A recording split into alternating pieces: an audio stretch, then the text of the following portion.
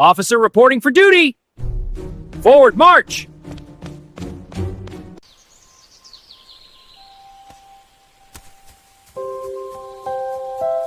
हर कदम के साथ मेरी उम्मीदें कम होती जा रही थीं।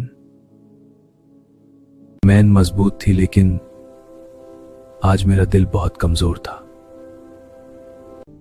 जिन लोगों के लिए मैं वापस आई वो नजर ही नहीं आए। शायद मेरी कुर्बानी की कीमत किसी ने समझी ही नहीं। रात आ गई, लेकिन मेरा इंतजार खत्म ना हुआ।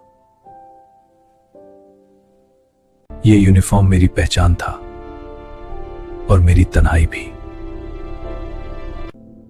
इस खामोशी ने मुझे अंदर तक तोड़ दिया।